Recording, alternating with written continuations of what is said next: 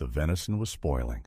3 days of unseasonably warm weather in October had turned what should have been a blessing into a curse. Nathaniel Corbett stood in his crude lean-to shelter watching flies gather on the deer carcass he'd managed to kill, knowing that within hours the meat would be inedible. Winter was coming to the Wind River Range, and he was about to lose 120 pounds of protein that could mean the difference between survival and starvation. What happened next would not only save Corbett's life that winter, but would become one of the most widely adopted food preservation techniques among mountain men throughout the Rockies. The method seemed impossible to those who first heard about it, violating everything trappers thought they knew about meat preservation. But by the time spring arrived, Corbett would have taught dozens of other mountain men a technique that would change how they survived the brutal Rocky Mountain winters. The mountains don't care about your plans. They don't care about your experience or your reputation, and they certainly don't care if you live or die. In the fall of 1835, the Wind River Range of Wyoming was as unforgiving as any place on earth. Winter could arrive without warning, temperatures could drop 40 degrees in a single afternoon, and a man caught unprepared would simply cease to exist. Nathaniel Corbett understood this better than most. He'd spent 4 seasons in the mountains, learning the hard lessons that separated survivors from statistics. But understanding the danger and having a solution are two very different things. Corbett had arrived in the Rockies in the spring of 1831, part of the great migration of trappers and mountain men drawn west by beaver pelts that sold for $6 a pound in St. Louis. He was 23 years old, raised on a hardscrabble farm in Kentucky where he'd learned to hunt, trap, and make do with whatever the land provided. His father had died when Nathaniel was 16, leaving him to provide for his mother and 3 younger siblings.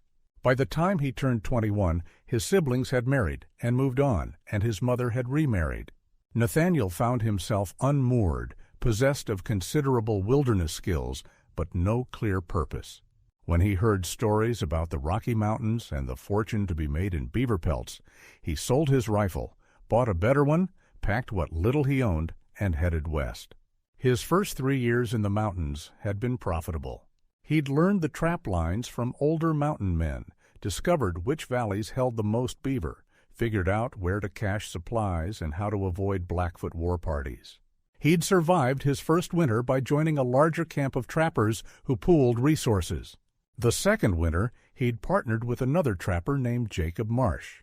The third winter, Marsh had been killed by a grizzly bear in September, leaving Corbett to face the cold months alone for the first time. By October 1835, Corbett had established his winter camp in a protected valley near the eastern slope of the Wind River Range. He'd chosen the location carefully. A rock overhang provided shelter from wind and snow. A spring-fed creek ran nearby, its water cold and clear. Pine and aspen covered the slopes, providing firewood and building materials. Most importantly, the valley was protected enough that game animals used it as a winter refuge. Deer, elk, and mountain sheep could be found there when the high country became impassable. The plan was sound. Corbett would trap beaver through late fall, cache the pelts, and hunt enough game to sustain himself through winter. Come spring, he'd pack out his furs and make the journey to the summer rendezvous, where trappers gathered to trade pelts for supplies and whiskey. It was the same strategy hundreds of mountain men employed across the Rockies. The strategy worked when everything went according to plan. Everything did not go according to plan. The warm spell hit in mid-October. 3 days of temperatures reaching into the 60s, unseasonable for the high country where first snow often arrived in September. Corbett had killed a mule deer buck on the first day of the warm weather, a clean shot through the lungs that dropped the animal immediately. He'd field dressed it properly, hauling the carcass back to camp where he'd hung it from a pole frame to cool. Under normal October conditions, the meat would have chilled overnight and could have been processed the next day into strips for smoking and drying. But the temperature didn't drop. The warm air lingered. By the second day, Corbett noticed flies gathering on the carcass despite his efforts to keep it covered. By the third day, the meat had begun to show signs of spoilage. The distinctive sweet-sour smell of decomposition was unmistakable. He'd seen this before in summer kills that hadn't been processed quickly enough. Once meat started to spoil, there was no saving it. The standard wisdom was clear. Spoiled meat would kill you just as surely as starvation, only faster and more painfully. Corbett stood looking at the deer carcass, calculating his options. He could salvage perhaps 30 pounds by cutting away the spoiled portions, but that meant losing 90 pounds of meat he desperately needed. His cache of dried meat from earlier hunts was adequate, but not generous. Losing this deer meant he'd be hunting constantly through winter instead of focusing on trapping. Constant hunting meant burning calories, expending energy, exposing himself to weather and predators. It meant the difference between a successful winter and a desperate one. The frustration burned in his chest. He'd made a perfect shot. He'd processed the animal correctly. But the weather had betrayed him, and now he was about to watch a week's worth of food rot into nothing. He picked up his knife, resigned to salvaging what he could, when a memory stopped him. 3 years earlier, during his first winter in the mountains, Corbett had been part of a larger camp that included several French-Canadian trappers. These were men who'd learned their trade in the far northern territories, where winters made the Rockies look mild. One evening, around the fire, the conversation had turned to food preservation.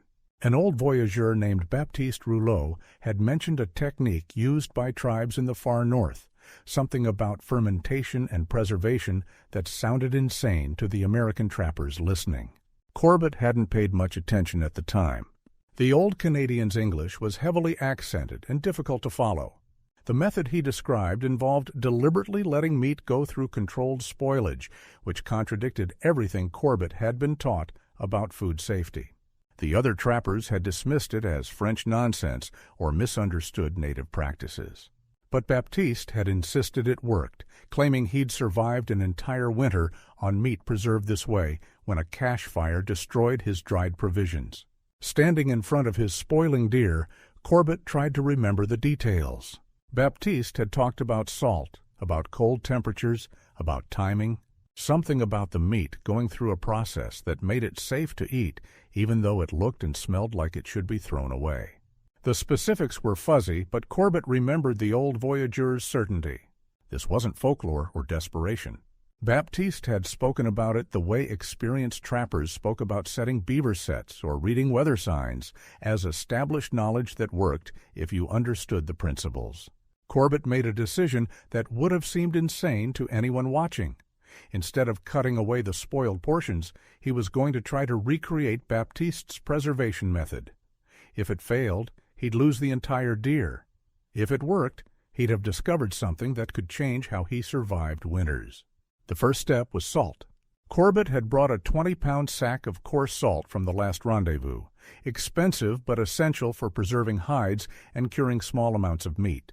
He'd been hoarding it carefully, knowing it might need to last until the next trading opportunity. What he was about to do would consume a significant portion of his supply. If the technique failed, he'd have wasted both the meat and the salt. But if it worked, the investment would pay off exponentially. He took down the deer carcass and laid it on a clean hide. Using his knife, he butchered the animal into manageable pieces, separating major muscle groups and cutting away the portions that were too far gone. He ended up with approximately 70 pounds of meat in various stages of spoilage. Some pieces were still relatively fresh. Others had that distinctive smell that normally meant immediate disposal. Under conventional wisdom, he should have been throwing away everything except the freshest cuts. Instead, Corbett began coating each piece thoroughly with salt. Not a light dusting, but a heavy incrustation. He packed salt into every crevice, covered every surface, used handfuls of the coarse crystals until each piece of meat looked like it had been rolled in snow. The salt would draw out moisture through osmosis, creating an environment hostile to the bacteria causing decomposition. That much Corbett understood. What he didn't fully understand was why Baptiste claimed this would make even partially spoiled meat safe to eat. With the meat heavily salted, Corbett needed cold storage. The warm spell was breaking. He could feel it in the wind direction and the quality of the afternoon light. By evening, temperatures would drop below freezing. What he needed was a place where the meat would stay consistently cold but not freeze solid, and where animals couldn't reach it. 50 yards from his camp, a rock outcropping created a natural cold cellar. A gap between two large boulders formed a space about 4 feet deep, 2 feet wide, and 5 feet tall. The rocks blocked sunlight and wind. Cold air settled into the gap, and previous temperature checks had shown it stayed significantly colder than ambient temperature even during warm days. Corbett had noticed this space weeks earlier, thinking it might be useful for short-term food storage. He packed the salted meat into the rock cellar, layering pieces carefully so air could circulate between them. Over the top, he arranged flat stones to create a roof that would keep out rain and snow while allowing air movement. He covered the entrance with pine boughs weighted down with rocks, enough to discourage casual scavengers, but not sealed airtight. Baptiste had emphasized that the meat needed to breathe, that complete sealing would ruin the preservation process. By the time Corbett finished, darkness was falling and the temperature had dropped noticeably. He returned to his shelter, exhausted and uncertain. He just committed a significant portion of his salt supply and all of his recent meat to a preservation technique he barely understood, based on a half-remembered conversation from 3 years ago. If this failed, he'd compounded his problems significantly. Sleep didn't come easily that night. Corbett lay in his buffalo robe, listening to wind move through the pines, thinking about the meat curing in the rock cellar. The rational part of his mind kept insisting he'd made a terrible mistake. Deliberately keeping spoiled meat went against every survival instinct he'd developed. But another part of his mind remembered Baptiste's certainty, the way the old voyageur had described this technique as established knowledge rather than desperate experimentation. The next morning brought the first hard freeze. The temperature had dropped into the low 20s overnight. Ice formed along the edges of the creek. The unseasonable warm spell had broken definitively. Corbett spent the day checking his trap lines, taking 2 beaver and resetting the traps. He forced himself not to check the meat cache. Whatever was happening in that rock cellar needed time.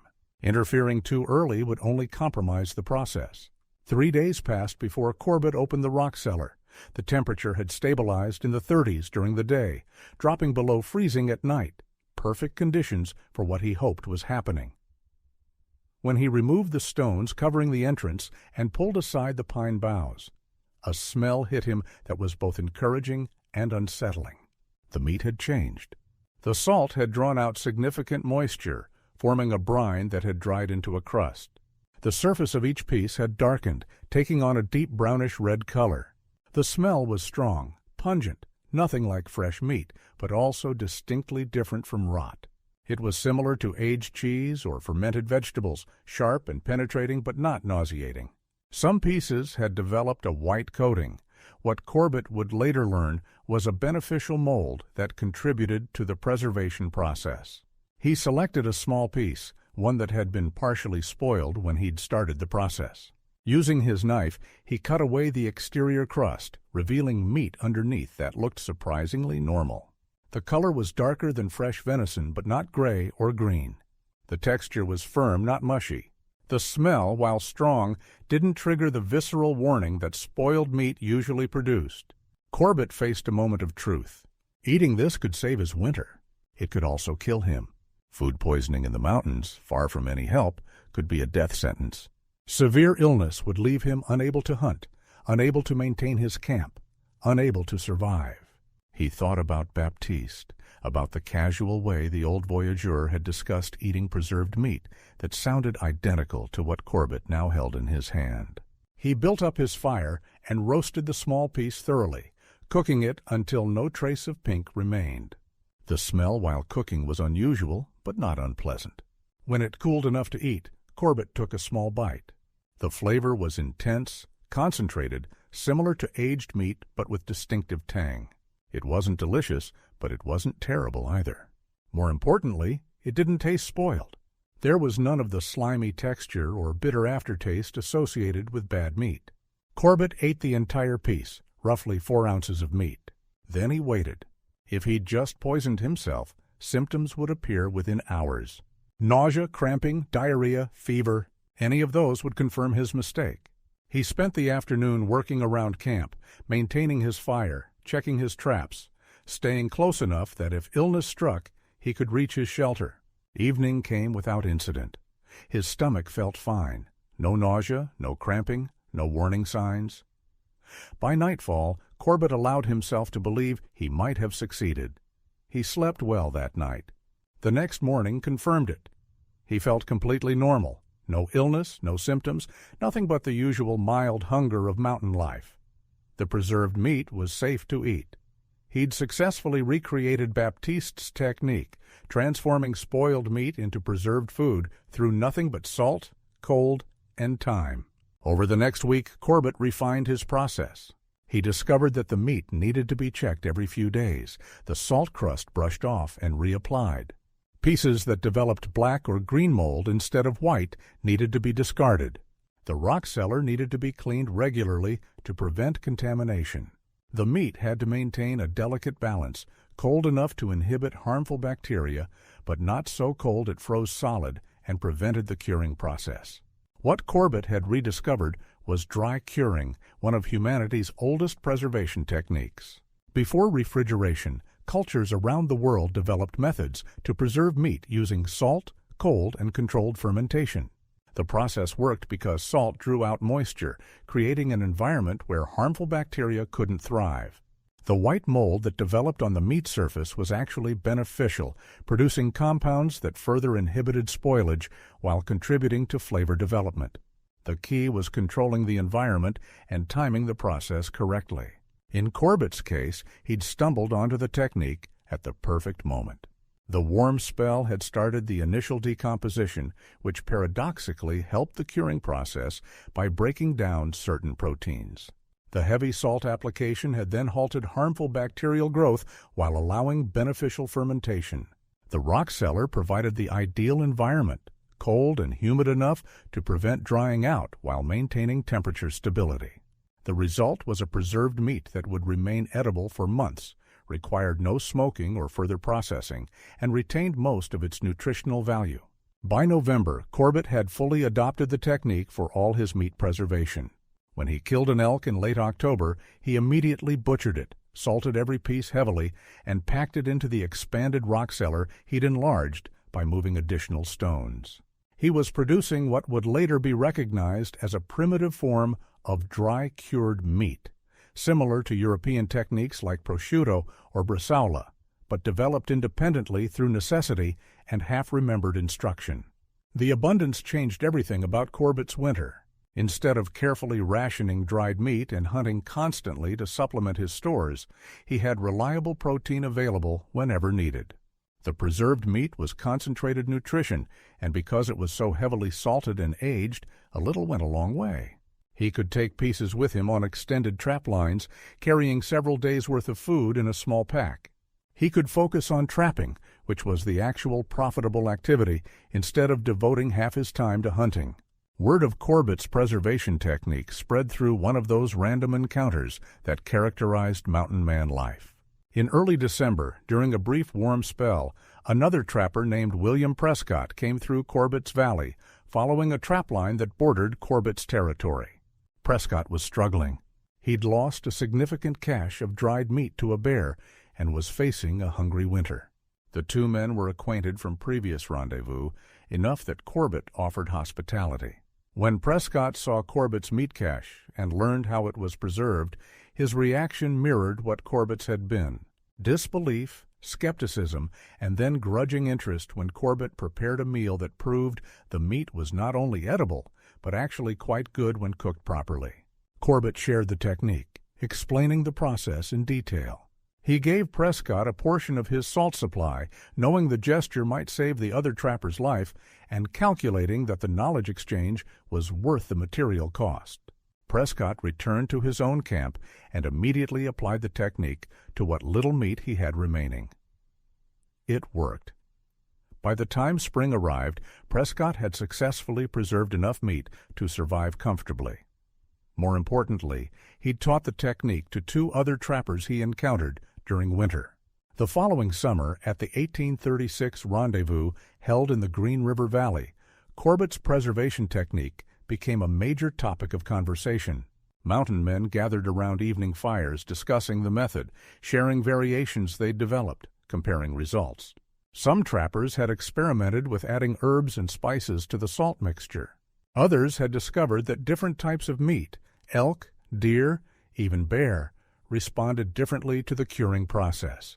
The technique spread rapidly through the mountain man community, disseminated through the informal information network that connected these isolated individuals.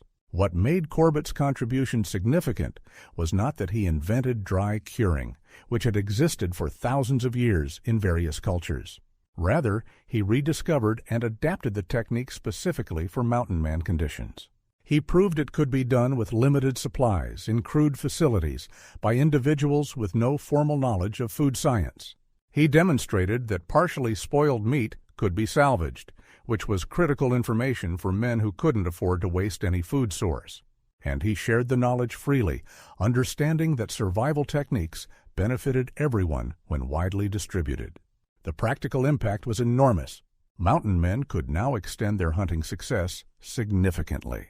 A single large kill could be preserved for months instead of days. This reduced the need for constant hunting, which was dangerous, time-consuming, and interfered with trapping. It allowed trappers to work more isolated territories, knowing they could preserve meat successfully without access to larger camps. It provided insurance against the inevitable setbacks, destroyed caches, spoiled meat, lean hunting periods that made mountain winters so precarious.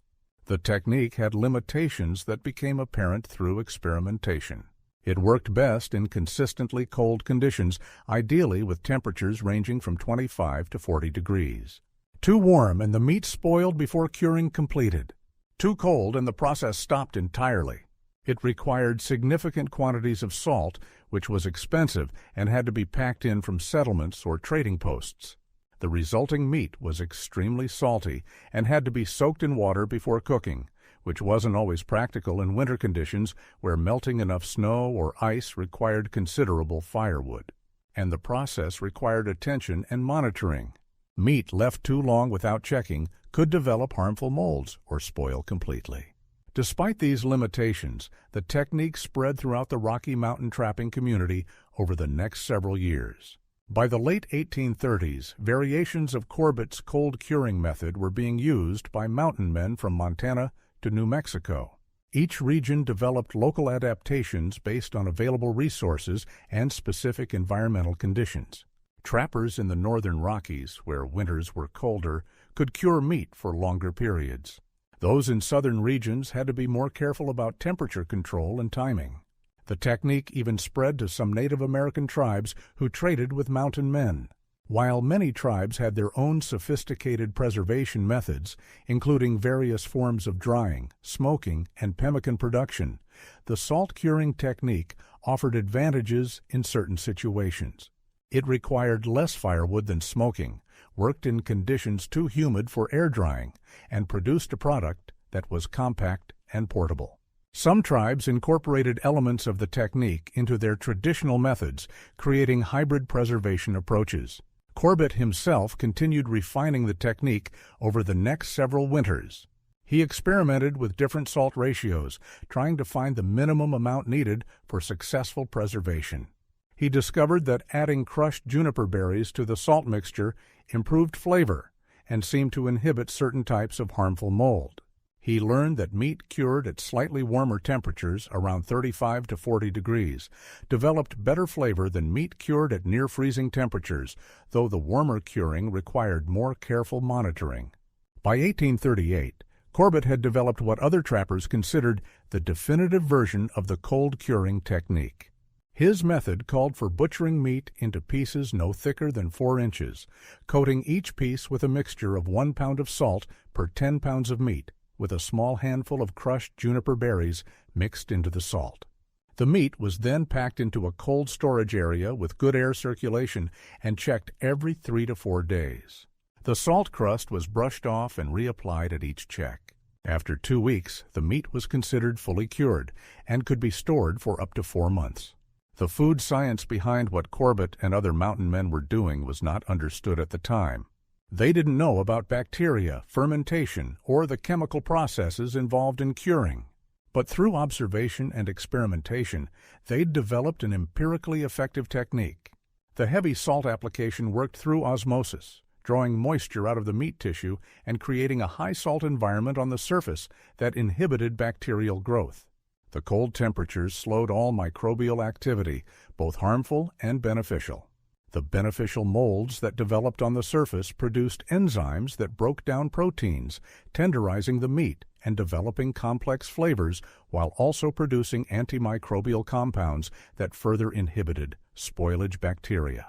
The partial spoilage that had occurred before Corbett started the curing process actually contributed positively. The initial bacterial activity had begun breaking down proteins into amino acids, which contributed to flavor development.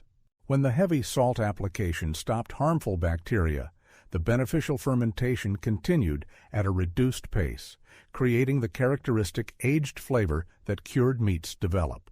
Corbett had unknowingly recreated processes that European butchers had been using for centuries to create products like prosciutto, but he'd done it independently through necessity and experimentation. The economic impact of the preservation technique was significant for individual trappers. A mountain man who could successfully preserve meat spent less time hunting and more time trapping, which directly increased his income. A trapper working a good territory might take 200 to 300 beaver in a season, with pelts selling for $4 to $6 each at rendezvous. That represented potential income of $800 to $1,800, a fortune for the time. But realizing that potential required maximizing trap line time and minimizing subsistence hunting. Corbett's preservation technique made that possible. The technique also had strategic implications for survival. Mountain men faced numerous threats beyond simple starvation. Injuries, illness, severe weather, conflicts with hostile tribes all could create situations where a trapper was temporarily unable to hunt.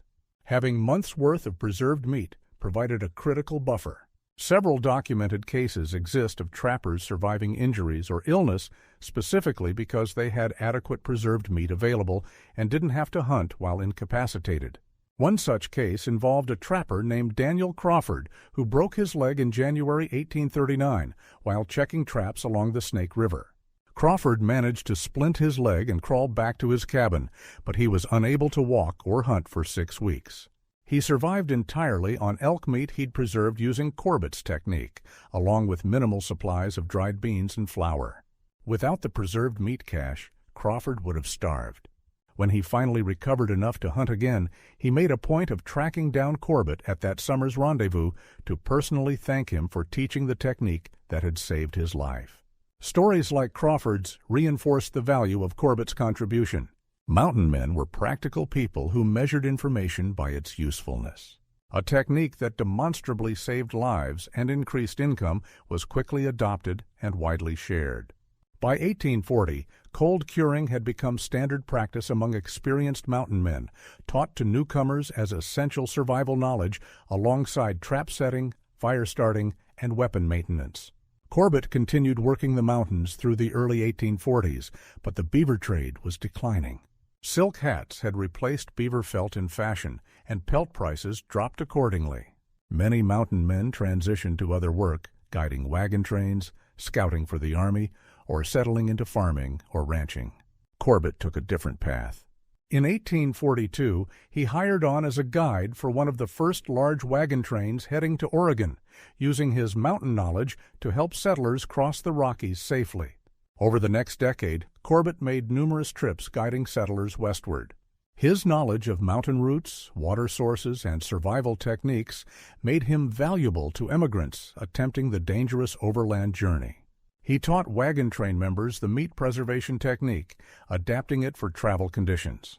Instead of rock cellars, emigrants could dig pits, line them with canvas, and create mobile curing environments. The technique proved valuable for wagon trains that successfully hunted buffalo or other large game on the plains.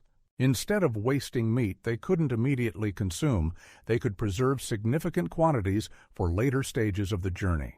Corbett's later life reflected the general pattern of mountain men as the frontier moved west and the beaver trade collapsed. He eventually settled in Oregon's Willamette Valley in 1851, taking up a land claim and establishing a small farm. He married a widow named Sarah Fletcher, who had come west with the 1847 migration. They had no children, but Sarah had 3 from her first marriage, and Corbett helped raise them. He lived quietly, farming and occasionally hiring out as a guide for hunting parties or settlers needing someone who knew the mountains. He died in 1868 at age 60, remembered locally as one of the old mountain men who'd helped open the Oregon Trail. His obituary in the Oregon Statesman newspaper mentioned his years as a trapper and guide, but made no reference to the preservation technique that had been his most significant contribution. By 1868, commercial meatpacking and improved transportation had made such primitive preservation methods obsolete in settled areas. The knowledge was becoming historical curiosity rather than practical necessity. But in the mountains, among trappers, hunters, and others living off the land, variations of Corbett's technique continued to be used. Native American tribes who'd adopted aspects of the method passed it to younger generations. Remote mining camps in the Rockies used similar approaches to preserve meat through the 1870s and 1880s. Homesteaders in isolated areas lacking access to stores or commercial preservation options rediscovered the technique independently, or learned it from neighbors who'd learned it from mountain men. The legacy of Corbett's contribution lies not in any single innovation, but in demonstrating how knowledge spreads and adapts in frontier conditions. He didn't invent dry curing, but he successfully adapted an ancient technique to specific conditions using limited information and resources. He shared that knowledge freely with other trappers who needed it. Those trappers refined and adapted the technique further, creating a distributed system of experimentation and improvement. The result was a body of practical knowledge that increased survival rates and economic success for hundreds of mountain men over multiple decades. The story also illustrates the difference between theoretical knowledge and practical application. Baptiste Rouleau, the French-Canadian voyageur who first mentioned the technique to Corbett, possessed theoretical knowledge but hadn't effectively communicated it in a way other trappers found credible. Corbett transformed that vague theoretical knowledge into practical technique through necessity-driven experimentation. He then communicated it effectively to peers who trusted his experience. The combination of practical demonstration and peer-to-peer teaching proved far more effective than abstract explanation would have been. Modern food science validates what Corbett and his contemporaries discovered empirically. Dry curing works through a combination of dehydration, salt inhibition of bacterial growth, and controlled fermentation. The technique is still used commercially to produce cured meats, though with far more controlled conditions and scientific understanding.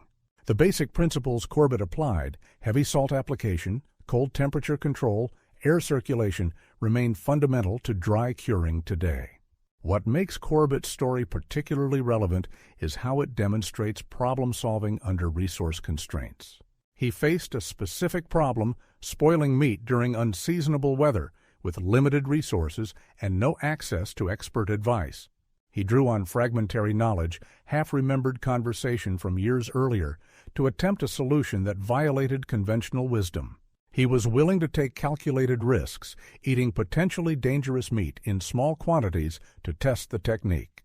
And when it worked, he freely shared the knowledge with others who needed it. This pattern of innovation, individual problem-solving based on fragmentary knowledge, experimental validation through personal risk-taking, and free sharing of successful techniques, was characteristic of mountain man culture. These were not formally educated men for the most part. They didn't have access to libraries, scientific institutions, or expert consultation. What they had was practical intelligence, willingness to experiment, and a pragmatic approach to knowledge that valued results over theory. The preservation technique Corbett developed saved lives, increased incomes, and improved quality of life for hundreds of mountain men and later settlers. It represents exactly the kind of innovation that characterized the mountain man era. Practical, widely applicable, developed through necessity, refined through experimentation, and spread through informal networks of communication. It wasn't glamorous or dramatic. No one was fighting grizzly bears or engaging in gunfights, but it was the kind of knowledge that actually determined who survived and who didn't in the unforgiving environment of the Rocky Mountain wilderness.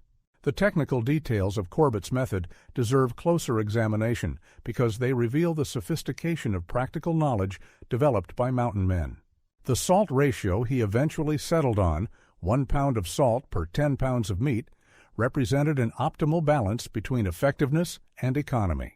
Too little salt and the meat wouldn't cure properly. Too much salt and the meat became unpalatably salty even after soaking, and salt was expensive enough that waste mattered. Corbett's ratio provided adequate preservation while keeping salt consumption reasonable. The thickness requirement, keeping meat pieces under 4 inches, was based on empirical observation. Thicker pieces didn't cure evenly. The salt could preserve the exterior while the interior remained vulnerable to spoilage. Thinner pieces cured reliably throughout. This understanding came from trial and error. Corbett had tried curing thicker cuts and found that even when the surface appeared properly preserved, cutting into the meat revealed spoiled interior sections. The 4-inch maximum became standard because it worked consistently. The temperature range Corbett identified, 25 to 40 degrees Fahrenheit, was remarkably accurate for dry curing. Modern food safety guidelines recommend temperatures between 35 and 40 degrees for dry curing meat. Below 35 degrees, the beneficial fermentation slows too much. Above 40 degrees, harmful bacteria can multiply faster than the salt can inhibit them. Corbett discovered this range through observation, noting which batches cured successfully and correlating that with temperature conditions. He didn't have thermometers. He judged temperature by whether water froze overnight, whether snow melted during the day, and by feel. His temperature range, expressed in those terms, closely matched the scientifically optimal conditions. The checking schedule every 3 to 4 days addressed the need to monitor mold development and reapply salt as moisture was drawn out. This schedule balanced diligence with practicality. Checking daily was unnecessary and wasted time and energy. Checking weekly risked letting problems develop too far. The 3 to 4 day interval caught problems early while minimizing labor. Again, Corbett developed this schedule empirically, trying different intervals and observing results. The juniper berry addition was pure innovation. Corbett noticed that meat cured near juniper trees seemed to develop less harmful mold than meat cured in other locations. He hypothesized that something about the juniper was beneficial. Modern analysis would confirm that juniper berries contain antimicrobial compounds that inhibit certain bacteria and molds. Corbett didn't know the mechanism, but he observed the pattern and incorporated it into his technique. The juniper also improved flavor, making the cured meat more palatable. Other trappers experimented with different additions. Some used wild herbs, others tried smoking the meat briefly before curing, others varied the salt type. These variations created regional styles of cured meat across the Rockies. The 2-week curing time Corbett recommended was conservative. Meat could be eaten sooner, but 2 weeks ensured the preservation process had penetrated throughout and that harmful bacteria were fully inhibited. Some trappers, particularly those working in colder regions, extended curing time to 3 or 4 weeks, producing even more intensely flavored and thoroughly preserved meat. Others, facing immediate need, would eat meat after 1 week of curing. The flexibility of the technique was part of its value. It could be adapted to circumstances while remaining fundamentally effective. The 4-month storage limit was based on observation of when cured meat began showing signs of deterioration despite proper preservation. After 4 months, even well-cured meat started developing off flavors or showed surface spoilage that required trimming away significant portions. This matched the practical needs of mountain men whose hunting and trapping cycles naturally turned over food supplies within that time frame. A deer killed in October would be consumed by February. An elk killed in November would last through March. The technique didn't need to preserve meat beyond that period because new hunting opportunities arose in spring. The soaking requirement before cooking addressed the high salt content. Meat needed to be submerged in water for several hours to draw out excess salt, making it edible rather than merely preserved. This created challenges in winter when water sources were frozen. Trappers learned to place meat in a pot of snow near the fire, letting it slowly melt and soak the meat simultaneously. The soaking water itself became useful, providing a salty broth that could be used for cooking beans or other foods. Nothing was wasted in mountain life. Every byproduct found use. The cooking methods adapted to cured meat were similarly practical. The meat could be roasted directly over a fire, boiled in stews, or fried in rendered bear fat or bacon grease. Boiling was most common because it further reduced saltiness and produced broth. Trappers would boil cured meat with whatever vegetables they had available, wild onions, roots, stored dried beans, or corn, creating one-pot meals that were nutritionally complete and warming in winter conditions. The cured meat's concentrated flavor meant a little went far in seasoning larger amounts of other foods. The nutritional aspects of Corbett's preserved meat were significant. Dry curing concentrates protein as moisture is removed. The resulting meat was calorie-dense and protein-rich, ideal for the high-energy demands of mountain life. A trapper burning 4,000 to 5,000 calories daily in cold weather, checking trap lines, chopping firewood, hunting, needed concentrated nutrition. Cured meat provided that efficiently. The fermentation process also made some nutrients more bioavailable, though Corbett had no knowledge of nutrition science. He just knew the meat kept him strong through winter. The techniques spread through the mountain man community followed predictable patterns of information diffusion in close-knit populations. The 1836 rendezvous, where Corbett first widely shared his technique, was attended by perhaps 500 to 600 trappers, traders, and Native Americans. Within that gathering, information spread rapidly through evening conversations around fires. Trappers from different regions exchanged knowledge, compared techniques, shared innovations. By the end of the 2-week rendezvous, the basic principles of Corbett's cold curing method were known to most trappers present. Those trappers then dispersed across thousands of square miles of Rocky Mountain territory. Each carried the knowledge to their trapping grounds. Some worked alone, others in small partnerships or groups. As they encountered other trappers during the winter or at smaller regional gatherings, the technique spread further. By the 1837 rendezvous, trappers from regions that hadn't been represented the previous year were already using variations of the technique, having learned it from trappers who'd been at the 1836 gathering. The modification and improvement of the technique as it spread demonstrated the distributed innovation characteristic of mountain man culture. Corbett had developed a functional method, but it wasn't perfect. As dozens and then hundreds of trappers applied it in different conditions with different resources, improvements emerged. Some discovered that certain types of wood smoke applied before salt curing enhanced preservation and flavor. Others found that adding crushed garlic when available improved the curing process. Some experimented with different salt types, comparing results from coarse rock salt versus finer grain salt. These improvements fed back through the information network. A trapper who discovered a useful modification would share it with others he encountered. At rendezvous gatherings, the evolved versions of the technique would be discussed and compared. Effective modifications were adopted widely. Less successful variations were abandoned. The result was a collective refinement process that improved the technique far beyond what Corbett alone could have developed. This distributed innovation model contrasts sharply with the centralized research and development that characterizes modern innovation. Today, food preservation techniques are developed by teams of food scientists in laboratory settings, tested under controlled conditions, and disseminated through formal channels like publications and training programs. The mountain men had none of that infrastructure. Their innovation was decentralized, experimental, and empirical. Yet it produced effective results that met their specific needs. The social dynamics around knowledge sharing in mountain man culture deserve attention. These were men living in extreme isolation for much of the year, competing for the same beaver populations, working territories that sometimes overlapped, and capable of considerable violence when conflicts arose. Yet they freely shared survival knowledge. Corbett didn't try to keep his preservation technique secret to gain advantage over other trappers. He shared it openly with anyone interested, including potential competitors for beaver resources. This knowledge-sharing norm existed because mountain men understood that survival knowledge benefited everyone.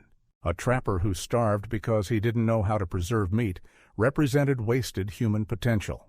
He wasn't checking trap lines, hunting, or contributing to the overall trapping economy. More practically, healthy trappers made better neighbors than desperate, starving men who might resort to stealing from others' caches or trap lines. The calculation was simple. Sharing survival knowledge created a more stable and prosperous trapping community that benefited everyone. The social capital Corbett gained from sharing his technique was considerable. He became known as a knowledgeable and generous trapper, someone whose advice could be trusted. This reputation had practical value. When he needed help, whether recovering from injury, replacing stolen equipment, or negotiating with Native American tribes, other trappers were more willing to assist someone who'd helped them. The informal economy of the mountain man world ran on reciprocity and reputation. Corbett's freely shared knowledge earned him both. The technique's adoption by Native American tribes illustrates how knowledge crossed cultural boundaries in frontier settings. Several tribes, including the Shoshone, Flathead, and Nez Perce, incorporated elements of Corbett's salt curing method into their traditional preservation practices. This wasn't simple copying. These tribes had sophisticated food preservation systems developed over centuries. Pemmican production, smoke curing, freeze-drying, all were well-established Native American techniques that worked excellently for their purposes. What Corbett's salt curing offered was a complementary method useful in specific circumstances. Tribes that had access to trade salt found the technique valuable for preserving meat during periods when traditional methods weren't practical.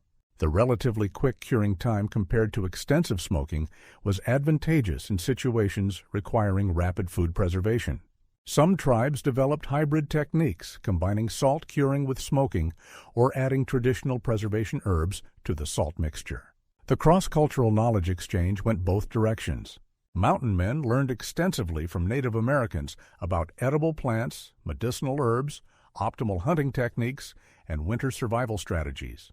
The relationship was complex, sometimes cooperative, sometimes hostile, but always involving information exchange. Corbett himself learned trap construction techniques from Shoshone trappers he encountered during his second winter in the mountains. The salt curing technique he later developed was one small piece of a much larger pattern of knowledge sharing across cultural boundaries. The economic calculations around salt consumption reveal how mountain men thought about resource allocation. Salt at Rendezvous cost approximately 50 cents per pound in the 1830s. Corbett's technique required 1 pound of salt for every 10 pounds of meat preserved. A 600-pound elk would therefore require 60 pounds of salt to fully preserve, costing $30. That elk represented perhaps 400 pounds of edible meat after processing. If that meat sustained a trapper for 2 months, eliminating the need for constant hunting, the trapper could focus those 2 months on trapping beaver. 2 months of intensive trapping might yield 60 beaver pelts. At $5 per pelt, that represented $300 in income. The $30 salt investment produced $300 in additional trapping opportunity, a 10-to-1 return. Even accounting for the trapper's need to purchase other supplies with that income, the calculation was compelling. Investing in salt for meat preservation was economically rational because it freed time for more profitable activities. Trappers who understood this calculation used Corbett's technique extensively. Those who tried to economize on salt ended up spending more time hunting and less time trapping, reducing their overall income. The technique's evolution in the late 1840s and 1850s as the beaver trade declined and mountain men transitioned to other work is instructive. As wagon trains began moving west in large numbers, the salt curing method found new application. Emigrants crossing the plains would sometimes successfully hunt buffalo, taking far more meat than they could consume fresh. Previously, excess meat was simply abandoned, a tremendous waste. With salt curing techniques, wagon trains could preserve significant quantities of buffalo meat, providing protein reserves for later stages of the journey when hunting opportunities were scarcer. Corbett's work guiding wagon trains included teaching preservation techniques to emigrants. He adapted his method for trail conditions, showing settlers how to cure meat using limited equipment. Instead of rock cellars, emigrants could dig shallow pits, line them with canvas, and create adequate curing environments. The constant movement of wagon trains created challenges, as curing meat needed to remain relatively undisturbed.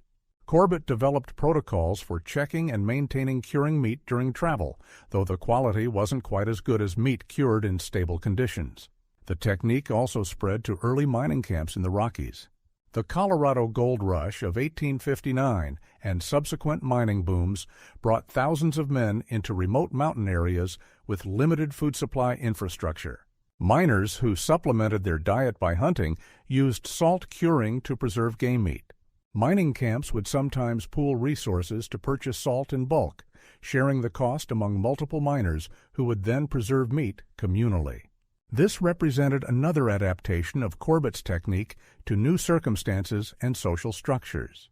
By the 1860s, commercial meatpacking was developing in American cities, using techniques that were industrialized versions of traditional preservation methods. The Cincinnati pork packing industry, for example, used salt curing on a massive scale, processing thousands of hogs and producing cured pork products shipped nationwide. But these commercial operations used techniques fundamentally similar to what Corbett and other mountain men had practiced, adapted for industrial scale, but following the same basic principles of salt application, temperature control, and time. The transition from frontier necessity to industrial process illustrates how knowledge developed in extreme circumstances often contains principles applicable more broadly. Corbett wasn't thinking about industrial meatpacking when he stood in front of his spoiling deer in October 1835. He was solving an immediate survival problem with whatever resources and knowledge he could access. But the technique he developed through that necessity-driven experimentation embodied principles that scaled from individual survival to industrial food production. The personal cost of mountain man life provides context for understanding why preservation techniques mattered so much. Of the men who entered the Rocky Mountain fur trade in the 1820s and 1830s, a significant percentage died in the mountains. They were killed by grizzly bears, died from injuries or illness without medical care, froze to death in sudden storms, drowned crossing rivers, or were killed in conflicts with Native American tribes. Death was a constant presence, and many of those deaths resulted from situations where better food security might have made the difference. A trapper weakened by malnutrition was more vulnerable to cold, more likely to make mistakes that led to injury, less able to defend himself if attacked. Having reliable preserved food wasn't just about comfort. It was about maintaining the physical strength and mental alertness needed to survive in an environment that punished weakness ruthlessly. Corbett's preservation technique contributed directly to survival rates by helping trappers maintain adequate nutrition through long winters when hunting was difficult and unreliable. Modern interest in traditional food preservation has revived some interest in techniques like Corbett's. Homesteaders, survivalists, and traditional foods enthusiasts have rediscovered dry curing, experimenting with methods similar to what mountain men used. The motivations are different. Today's practitioners aren't facing life-or-death survival situations.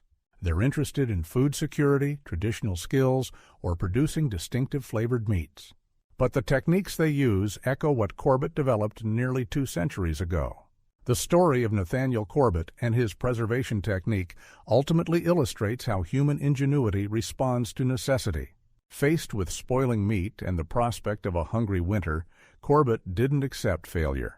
He remembered fragmentary information, took calculated risks, and through experimentation developed a technique that worked.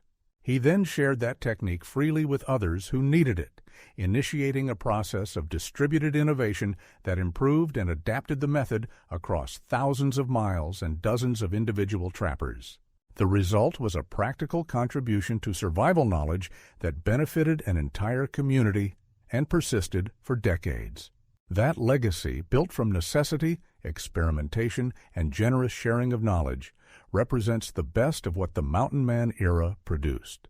Not all the stories from that era involve dramatic confrontations or legendary feats. Some involve a man standing in front of a spoiling deer carcass, remembering a conversation from 3 years earlier, and deciding to try something that seemed impossible. Sometimes those quiet moments of decision, driven by necessity and informed by fragmentary knowledge, produce results as significant as any more dramatic adventure. Corbett's salt-curing technique saved lives, changed how mountain men survived winters, and demonstrated that the impossible was often merely the untried. That lesson, learned in a remote valley in the Wind River Range in October 1835, remains as relevant today as it was then.